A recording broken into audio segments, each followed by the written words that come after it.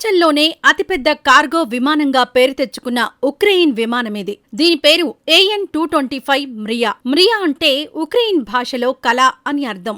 ఆ కళ ప్రస్తుతం కళావిహీనంగా దర్శనమిస్తోంది. రష్యా ఉక్రెయిన్ యుద్ధం కారణంగా అనేక అపురూప కళాఖండాలు ధ్వంసమయ్యాయి. అందులో ఒకటి ఈ విమానమని నిరభ్యంతరంగా చెప్పొచ్చు. ఉక్రెయిన్ రాజధాని కీవ్ నగరానికి వెలుపల హోస్టోమెల్ విమానాశ్రయం ఉంది. గతేడాది ఫిబ్రవరిలో మరమ్మతుల కోసం ప్రపంచంలోనే అతిపెద్ద కార్గో విమానం AN-225 అక్కడే నిలిపి ఉంచిన క్రమంలో రష్యన్ బలగాలు ఈ ప్రాంతంపై శతఘ్నులు రాకెట్లతో దాడి చేశాయి. ఫలితంగా మ్రియా విమానం దగ్ధమైంది. హ్యాంగర్ కు భారీ నష్టం జరిగింది. మరమ్మతుల కోసం ఒక ఇంజన్ను తొలగించాల్సి రావడం వల్ల ఈ విమానాన్ని వేరే ప్రాంతానికి తరలించడం కుదరలేదని అప్పట్లో అధికారులు తెలిపారు. ప్రపంచంలో ఉన్న AN-225 విమానం ఇది ఒక్కటి మాత్రమే. 1980వ దశకంలో ఉక్రెయిన్ సోవియట్ యూనియన్లో భాగంగా ఉన్నప్పుడు దీని నిర్మాణం మొదలుపెట్టారు.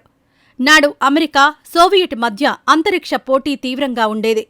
అప్పట్లో అమెరికా స్పేస్ షటిల్ కార్యక్రమాన్ని చేపట్టింది. పోటీగా బురాన్ వ్యోమ నౌక రూపకల్పనకు సోవియట్ సిద్ధమైంది. ఆ స్పేస్ క్రాఫ్ట్ను చేరవేయడానికి మ్రియాను రూపొందించింది. 1988 డిసెంబర్ 21న ఈ విమానం తొలిసారి గాల్లో ఎగిరింది.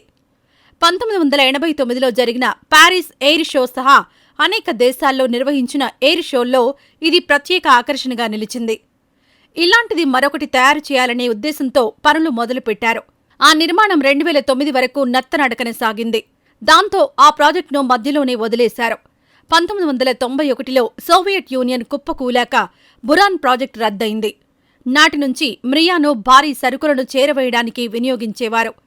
పొరుగు దేశాల్లో విపత్తులు సంభవించినప్పుడు సహాయ సామాగ్రిని చేరవేయడానికి మ్రియాను ఎక్కువగా వాడారు. కోవిడ్-19 మహమ్మారి విజృంభించిన మొదట్లో ఇది అనేక దేశాలకు వైద్య సరఫరాలను బట్వాడా చేసింది. 2016 మే 13న ఈ దిగ్గజ విమానం హైదరాబాద్ వచ్చింది. మ్రియాను ఆంటోనోవ్ స్టేట్ కంపెనీ రూపొందించింది. గతంలో దాన్ని ఆంటోనోవ్ డిజైన్ బ్యూరో అని పిలిచేవారు. 1946లో నోవోసేబియస్లో ఈ కంపెనీని స్థాపించారు.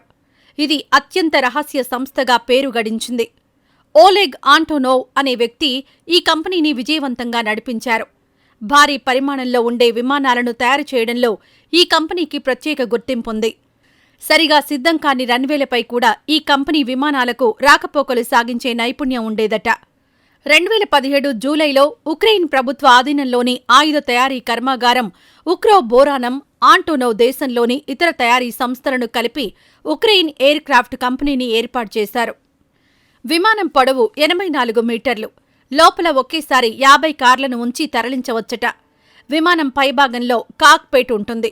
అందులోకి ఒక నిచ్చెన గుండా వెళ్లాలి.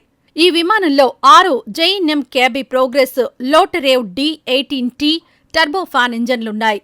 దాంతో 36,000 అడుగుల ఎత్తులో సైతం గంటకు 849 కిలోమీటర్ల వేగంతో ప్రయాణం చేయవచ్చు. ఇందులోని ఇంధన ట్యాంక్ సామర్థ్యం కూడా ఎక్కువే.